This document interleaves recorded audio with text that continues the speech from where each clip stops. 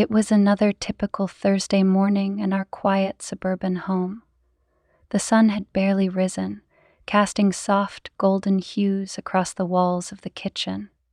I was making breakfast for the kids, eggs sizzling in the pan, when Tim's voice came through the speakerphone, crisp and distant. "I'll be back late tonight," he said in his usual hurried tone. "Got a client dinner, and it might run late." I sighed but kept my voice light. "Sure, I'll see you when you get home." He hung up before I could add anything else. This had become the norm. Tim's job as a regional manager for a tech firm demanded frequent trips and late nights.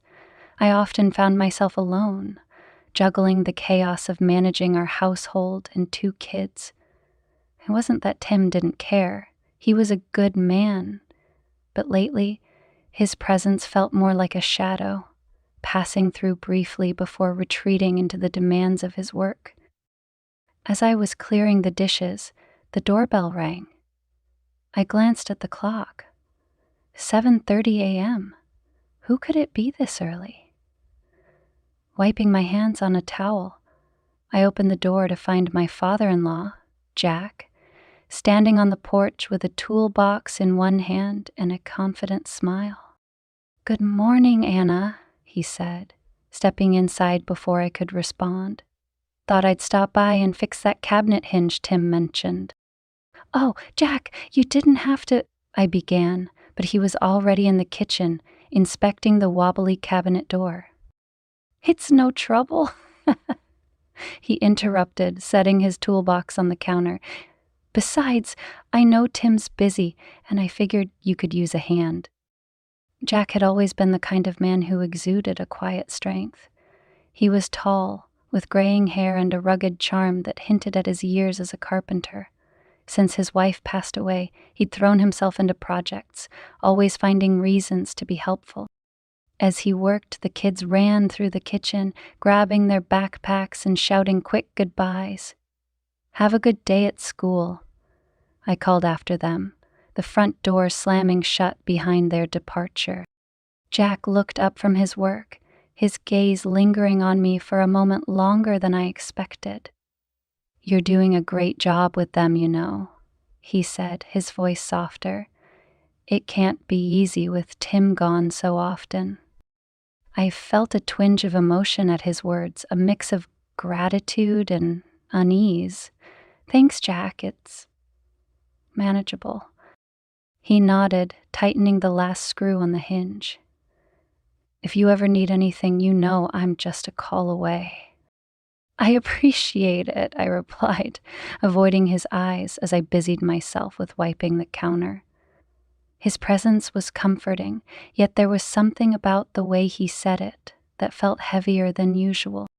Later that afternoon, I was folding laundry in the living room when Jack came back downstairs. He'd stayed to look at a leaky faucet in the guest bathroom. I had to admit, it was nice having someone around to help, someone who wasn't in a rush to leave like Tim often was. "All done," Jack announced, wiping his hands on a rag. "That faucet won't give you any more trouble." "Thanks, Jack. You've been a lifesaver today," I said, genuinely appreciative. He chuckled and leaned against the doorframe, his blue eyes twinkling with a hint of mischief. "Don't give me too much credit. I like keeping busy. It keeps me out of trouble." There was a pause, a fleeting moment where neither of us spoke. Jack's gaze lingered, and I felt my cheeks flush slightly under his scrutiny. I broke the silence, laughing nervously. "Well, if you keep this up, I'll have to hire you as my handyman." "Careful," he replied with a grin. "I might take you up on that." The rest of the day passed uneventfully, but that evening, as I sat alone in the dimly lit living room, a strange feeling settled over me. Jack's presence had always been a comfort, a steady rock in our lives, but today something had shifted, a subtle, almost imperceptible change in the air between us. I shook my head, trying to dismiss the thought. It was probably nothing, just my mind playing tricks on me after a long day. Yet as I climbed into bed that night, Jack's words echoed in my mind. "You're doing a great job." For reasons I couldn't explain, they left an ache in my chest, a longing for something I couldn't quite name. The following morning felt unusually quiet. Tim had left early for work, as he often did, and the kids were busy eating their breakfast in silence, engrossed in their tablets. I tried to shake off the unsettled feeling from the previous day. It was just Jack being kind, I told myself, but why did his gaze linger? Why did his words feel different? Later that day, as I was putting away groceries, I heard a knock at the door. My heart jumped slightly. A ridiculous reaction, I thought. When I opened it, there was Jack, standing there with a bag of tools slung over his shoulder. "Thought I'd come by and fix that loose banister," he said, a familiar twinkle in his eye. "Tim mentioned it the last time I was over." "Oh," I said, caught off guard. "That's thoughtful of you. Come on in." As he stepped inside, I noticed something different about him. He wasn't just the kind, dependable Jack who came to help when things needed fixing. There was an energy about him that I couldn't quite put my finger on. Something I hadn't seen before, or maybe something I hadn't allowed myself to notice. I busied myself in the kitchen as Jack worked on the staircase. The sound of his tools filled the house, grounding it with a kind of steadiness that I'd forgotten I craved. When he called out, "Anna, can you come here for a second?" I set down the dish I was washing and wiped my hands on a towel. He was crouched low by the base of the staircase, his hands gripping the banister. "Hold this steady for me while I tighten the screws," he said, his voice close and low. I knelt beside him, my fingers brushing his as I held the wood in place. His hands were rough but warm, and I felt a flicker of something dangerous, a spark that sent a shiver up my spine. "Like this?" I asked, my voice softer than I intended. "Perfect," he murmured, not looking up. His focus remained on the task, but the air between us felt charged, as if an unspoken conversation was unfolding. When he finished, he looked up at me, our faces just inches apart. His eyes held mine for a beat too long, and I felt my breath catch. "Thanks for the help," he said, his voice light, breaking the tension. He stood and stretched, brushing off his hands. "That should do it." I nodded quickly, standing as well. "Thanks for coming by, Jack. I don't know what we'd do without you." "You'd manage," he said with a small smile. "But I'm happy to be here, you know that." The words hung in the air as he gathered his tools. I felt a strange mix of gratitude and something else, something I couldn't quite name but didn't dare explore. As he walked to the door, he paused and turned back. "Take care of yourself, Anna," he said, his tone softer now. "You deserve it." For the rest of the day, his words replayed in my mind. I told myself I was imagining things, reading too much into a simple kindness. But deep down, I knew that wasn't true. A few days later, Tim left for an overnight business trip, and the kids were at a sleepover. The house was quiet, almost too quiet, when the light suddenly flickered and went out. I sighed, grabbing my phone to call the electric company, but before I could dial, there was another knock at the door. It was Jack again, holding a flashlight. "Saw the lights go out from across the street," he said, stepping inside. "Thought I'd check on you." "I'm fine," I said, though my voice betrayed the slight unease I felt. "Probably just a blown fuse." "Well, let me take a look," he said, already heading toward the basement. I followed him, holding a candle as he worked on the circuit box. "This should fix it," he said, flipping a switch. The lights flickered back on, bathing the room in a warm glow. I smiled, relieved. "You're a lifesaver, Jack. Again." He turned to face me, and the way the light hit his face made him look younger, softer. "It's no trouble," he said, but there was something in his voice that made my pulse quicken. As we climbed back upstairs, the tension between us felt thicker, like an invisible thread pulling us closer together. I offered him a drink, more out of habit than anything else. He nodded, sitting at the kitchen table while I poured 2 glasses of wine. "You shouldn't be alone so much," he said as I handed him his glass. "Tim's a good man, but he doesn't see how much you do." The comment caught me off guard, and I looked at him sharply. "What do you mean?" He shrugged, taking a sip of wine. "I mean, you deserve more than being left to handle everything on your own. It's not fair." I didn't know how to respond, so I looked away, focusing on the candle flickering on the counter. "It's just the way things are," I said finally. "He doesn't have to be," he said quietly. Yeah, the words sent a ripple through me. When I looked back at him, his gaze was steady, filled with something I couldn't ignore any longer. Jack, I started, but my voice faltered. He stood and took a step closer. "I don't want to make you uncomfortable, Anna," he said, his voice low, "but I can't ignore how I feel." The room felt impossibly still. My heart pounded in my chest as I tried to find the right words, but none came.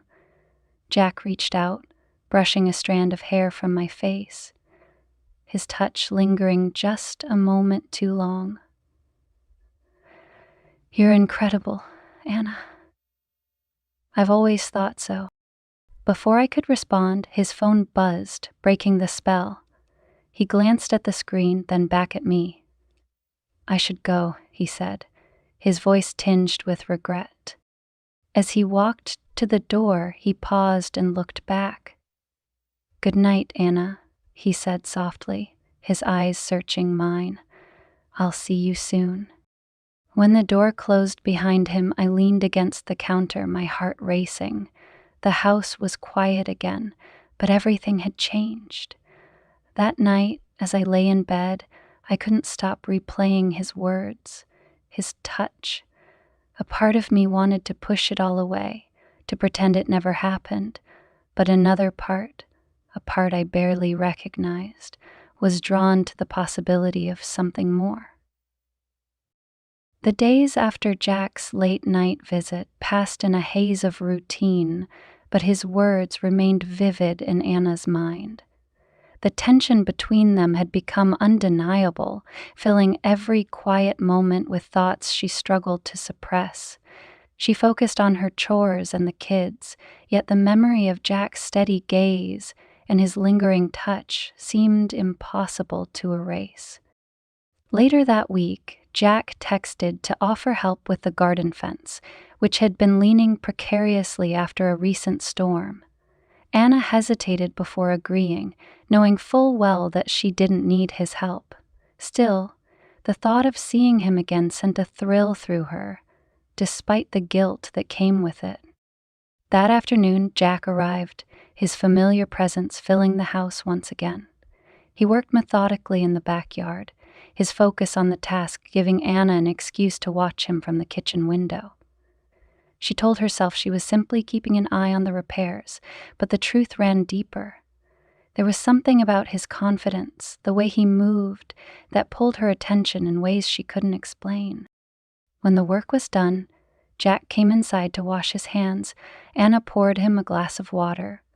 Their movements around the kitchen, unspoken, but synchronized. The air between them felt charged, heavy, with an unspoken understanding. Jack's gaze lingered a moment too long, and Anna turned away, feeling her pulse quicken. As the days passed, Jack began finding more reasons to stop by. There was always something to fix, some errand he could help with. Each visit blurred the boundaries of their relationship further, the easy camaraderie between them tinged with an undercurrent of something neither dared to name. Jack's steady presence became a source of both comfort and conflict for Anna, filling a void she hadn't realized was there. One evening, after the kids had gone to bed, Jack offered to help Anna reorganize the storage shed, a task that had been long overdue. As they worked side by side, the confined space seemed to amplify the tension between them. The occasional brush of their hands sent jolts through Anna, and she found herself hyper-aware of his every movement. The shed was dimly lit, the single bulb casting long shadows across the walls. When they both reached for the same box, their hands met and stayed there, neither pulling away. Anna froze, her breath catching as Jack's fingers lingered over hers. The silence was deafening, the weight of their unspoken feelings pressing down on her chest. Finally, Anna broke the moment, mumbling an excuse to step outside. The cool night air hit her like a wave, and she took a deep breath, trying to steady herself. She leaned against the side of the shed, her mind racing. The line between them had been crossed in ways that could no longer be ignored. Jack followed her outside, his expression unreadable. The space between them felt electric, the distance shrinking with every passing second. Anna looked away, torn between the pull she felt toward him and the guilt that gnawed at her. That night, after Jack left, Anna couldn't sleep. The memory of his touch and the intensity of their shared moments replayed in her mind, leaving her restless. She told herself it was just a fleeting connection, a distraction born out of loneliness, but deep down, she knew it was more than that. Jack had awakened something in her that she hadn't felt in years. A sense of being seen, of being valued in a way that had long been missing from her life. The following week, Jack showed up unannounced, with flowers for the garden. Anna knew it was just an excuse to see her, but she didn't stop him. As he planted the flowers, Anna sat on the porch, watching him work. The sight of him in the sunlight, his hands moving with practiced ease, sent a pang through her chest. She found herself wishing, just for a moment, that things could be different. When Jack finished, he sat beside her on the porch steps, their shoulders nearly touching. The warmth of his presence was both comforting and unbearable, a reminder of the growing rift between her and Tim. They sat in silence, the weight of their shared understanding hanging in the air. Over the next few days, Anna noticed subtle changes in Jack's behavior. He lingered a little longer after each visit, his compliments becoming more personal, his glances more deliberate. Anna tried to convince herself it was harmless, but the truth was becoming harder to deny. Each interaction left her feeling both exhilarated and conflicted, her emotions a tangle of longing and regret. The turning point came on a rainy afternoon when Jack stopped by unexpectedly, drenched from the downpour. Anna offered him a towel and something warm to drink, their proximity in the small kitchen making her heart race. As Jack dried off, he looked at Anna with an intensity that left her breathless. The moment stretched on, the storm outside a mirror of the chaos inside her.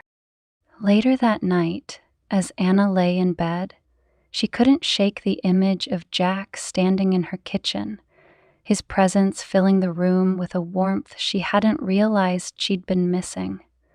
The boundaries between them had blurred beyond recognition, and Anna was no longer sure where they stood or where they were headed. The morning dawned, gray and heavy, the kind of day that seemed to reflect the storm brewing inside Anna. The past few weeks had been a whirlwind of emotion, her interactions with Jack growing more complex with every encounter. Each lingering glance, every unspoken word had built a foundation of tension that was impossible to ignore. Tim had left early for yet another business trip, a recurring pattern that Anna had grown accustomed to, but no longer felt comfortable with. The house was quiet, save for the occasional sounds of her children playing in their rooms. She was folding laundry in the living room when the doorbell rang. Her stomach tightened as she walked to answer it. It was Jack, holding a toolbox and a small bouquet of daisies. His presence filled the doorway, his smile warm but hesitant, as if he knew he was crossing a line just by being there. "I thought I'd stop by and check on the dishwasher," he said, holding up the toolbox. The flowers were tucked awkwardly under his arm, their bright colors a stark contrast to the somber sky.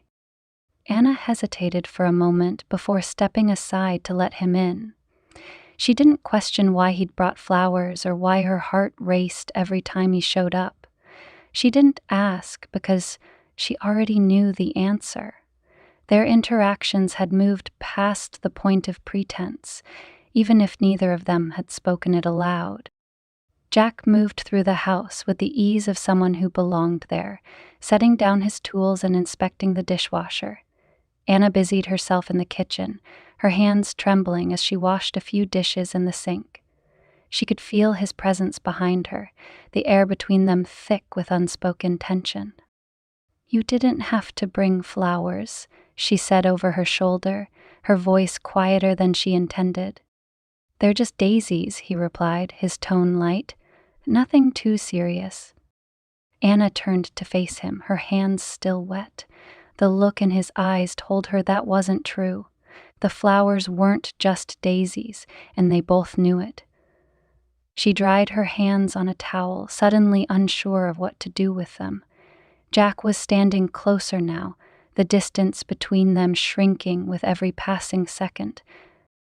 The silence stretched on, neither of them willing to break it. Jack's gaze flickered to her hands, then back to her face. "Anna," he said, his voice low and steady, "I don't want to make things harder for you." Her chest tightened at his words. She wanted to tell him that he wasn't making things harder, that he was filling a void she hadn't realized was there, but the words caught in her throat, tangled with guilt and fear. Instead, she simply shook her head, unsure of what she was trying to say. Jack reached out, his hand brushing hers. The touch was light, tentative, but it sent a wave of heat through her that she couldn't ignore. "You deserve to feel cared for," he said, his voice barely above a whisper. Anna looked away, her eyes stinging with unshed tears. She felt raw and exposed, as if Jack could see every corner of her soul. "I don't know what to do," she admitted, her voice trembling. Jack stepped closer, his hand moving to her cheek.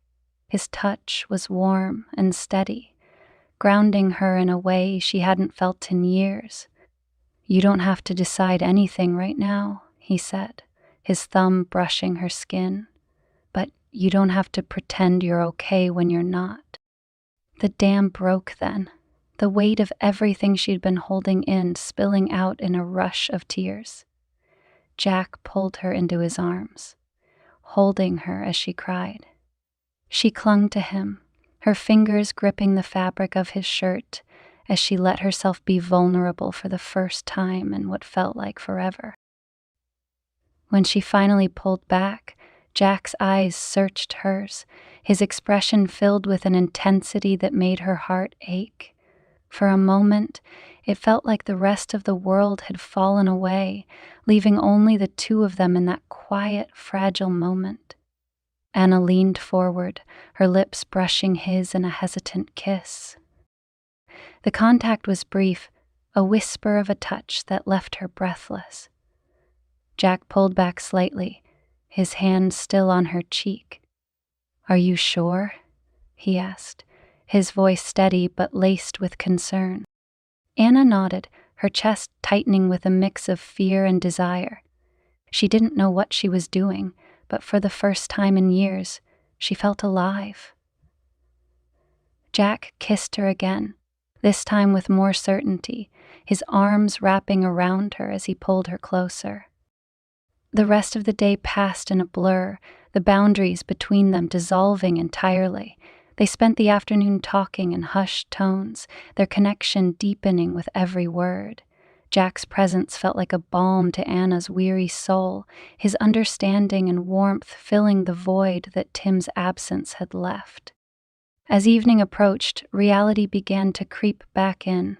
The sound of the kids playing upstairs reminded Anna of the life she'd built, the life she was now jeopardizing. She pulled away from Jack, her chest tight with guilt. "I need some time to think," she said, her voice barely above a whisper. Jack nodded, his expression filled with understanding. "Take all the time you need," he said, his voice steady. "I'm not going anywhere." When Jack left, the house felt unbearably quiet. Anna sat alone in the living room, her mind racing with everything that had happened. She knew she'd crossed a line, but she couldn't bring herself to regret it. Jack had awakened something in her that she hadn't felt in years, a sense of being seen, of being valued. That night, as she lay in bed, Anna replayed the day's events over and over in her mind. She knew she couldn't keep this secret forever, but she wasn't ready to face the consequences just yet. For now, she clung to the memory of Jack's touch, the way he made her feel like she mattered. The following morning, Jack texted to check on her, his message simple but filled with unspoken meaning. Anna hesitated before replying, her heart pounding as she typed out her response. She didn't know what the future held, but she knew one thing for certain. Things could never go back to the way they were. Anna awoke the next morning to the sound of birds chirping outside her window, a jarring contrast to the storm that had been brewing in her mind since the previous day.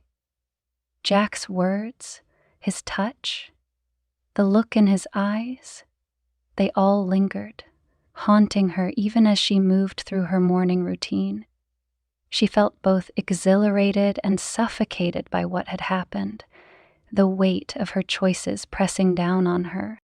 Tim was due home that evening, and the kids were already buzzing with excitement, planning to greet their father with drawings and stories from their week.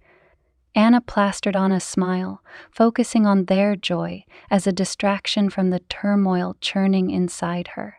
She spent the morning cleaning the house, hoping that the physical act of scrubbing and tidying would cleanse her thoughts as well. By mid-afternoon, however, the house was spotless, and her mind was no quieter. Jack hadn't texted her again since his brief message the night before, and the silence left her restless. She replayed their last conversation in her head, his steady reassurance that he wasn't going anywhere. But what did that mean? How could he promise something like that when everything felt so precarious? The sound of the doorbell startled her out of her thoughts. When she opened the door, Jack stood there, holding a small toolbox and a sheepish smile. "I thought I'd check on that porch light," he said, his tone casual, but the tension between them was palpable. Anna hesitated for a moment before stepping aside to let him in. She watched as he moved through the house, his presence both comforting and overwhelming. He was careful to keep his distance, his focus on the light fixture, but the air between them was thick with unspoken words. As Jack worked, Anna found herself pacing the kitchen, unable to sit still. When he finished, he joined her at the table, his expression unreadable. "How are you holding up?"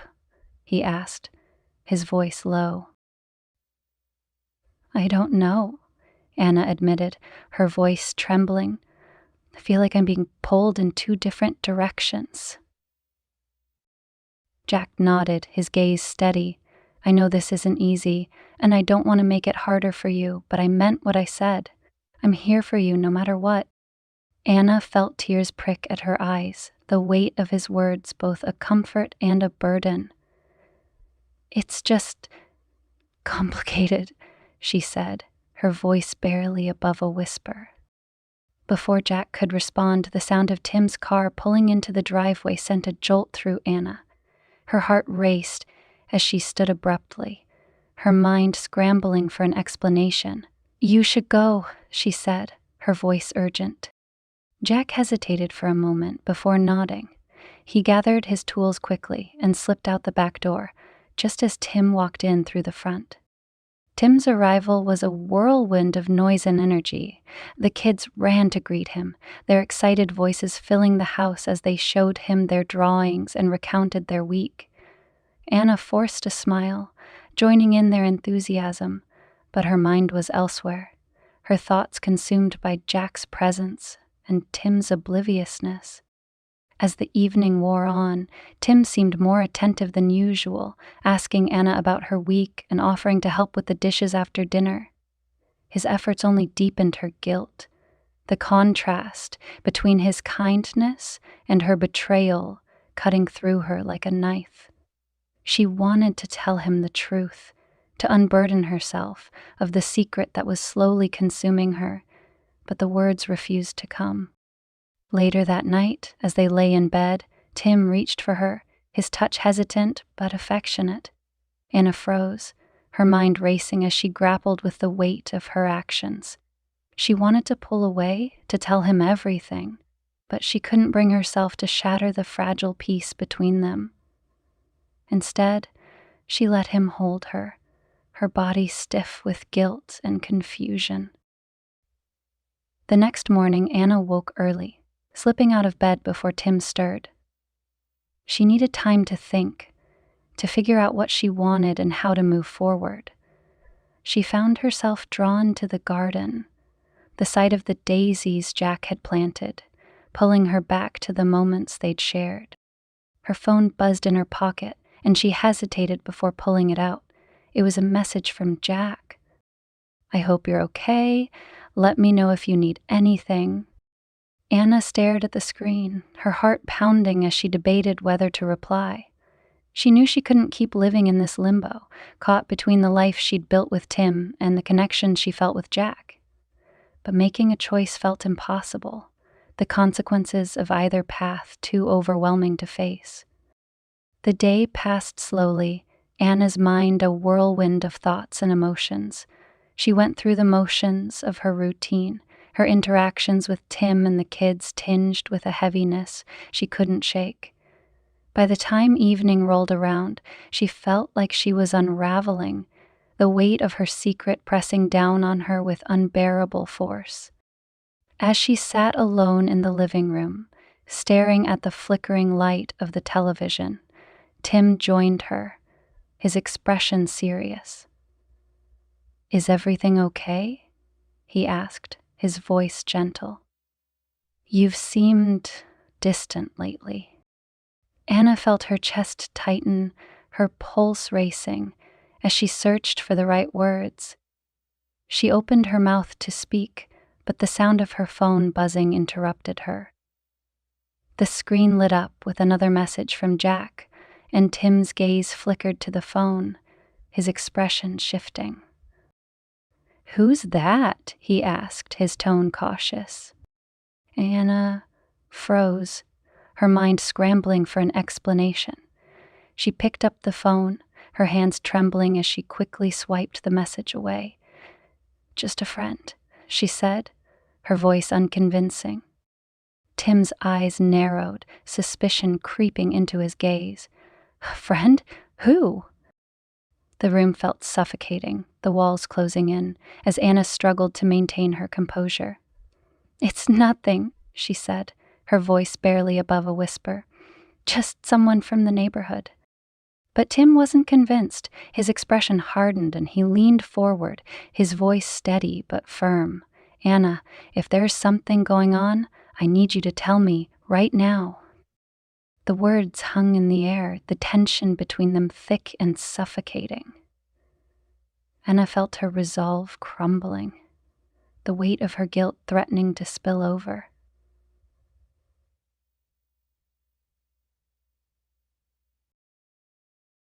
Tim stood, his gaze lingering on Anna for a moment longer before he turned to head upstairs. Anna remained frozen, her heart pounding as she stared at the empty room. She knew she couldn't keep this secret forever, but the thought of confessing felt like stepping off a cliff into the unknown. That night, as she lay awake beside Tim, Anna realized she was at a crossroads. She couldn't keep living in this limbo, caught between two worlds that felt equally impossible. She had to make a choice, one that would change everything, no matter which path she took.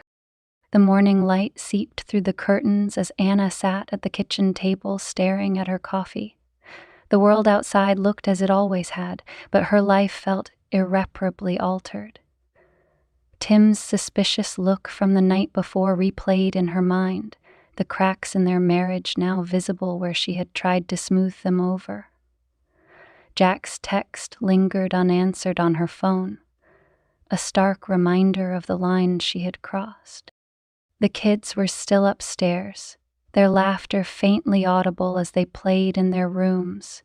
Tim had stepped out for an early run, his routine attempt to reclaim some normalcy in their lives. Anna felt the stillness of the house pressing down on her like a weight, each second ticking by with crushing inevitability. When Tim returned, his face was flushed from exertion, but his eyes immediately sought hers. He placed his keys on the counter, his movements deliberate. "We need to talk," he said, his voice steady but firm. Anna's stomach twisted as she nodded, her throat tightening. She gestured to the kitchen table, where they both sat across from each other, the silence between them loud and oppressive.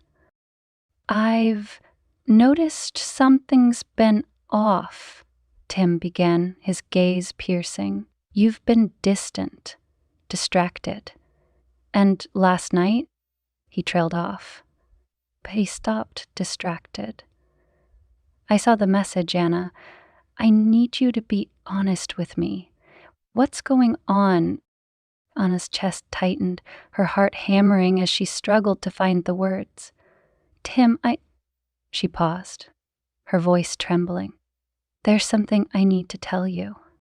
Tim's expression hardened, his hands clenching into fists on the table. "Go on." "I haven't been honest with you," Anna said, tears welling in her eyes.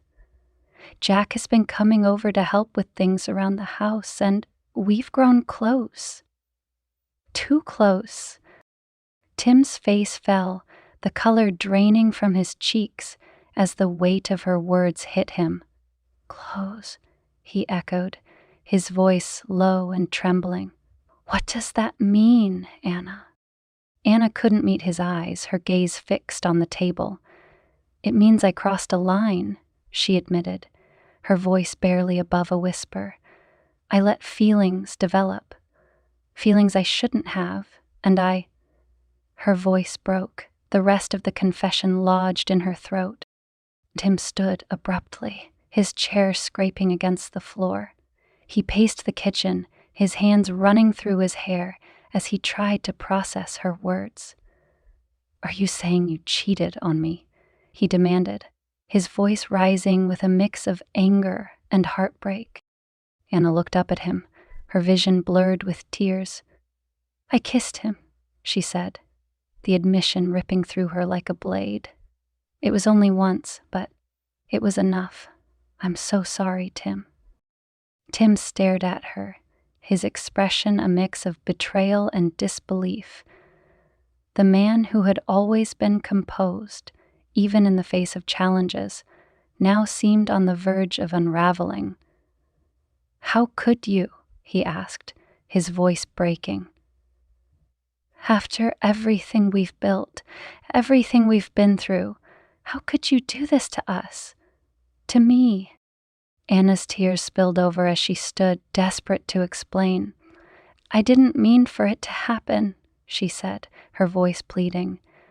"I was lonely, Tim. You've been so distant, so consumed by work, and I felt invisible. Jack was just there. He made me feel seen." Tim's eyes flashed with anger as he turned to face her. "And you couldn't talk to me about that?"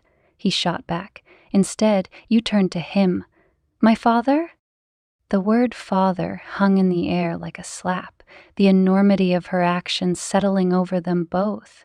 Anna's breath hitched as she realized just how deeply she had betrayed Tim, not just as a husband, but as a son.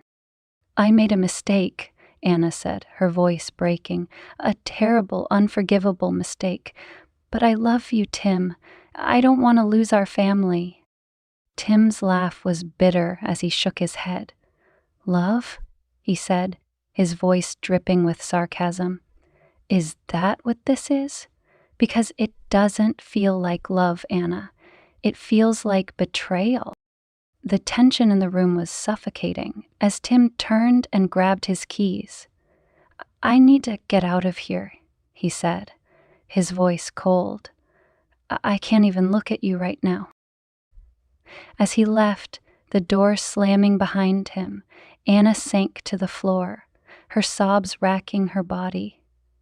She had hoped that telling the truth would bring some semblance of clarity, but all it had done was shatter what little remained of their fragile connection.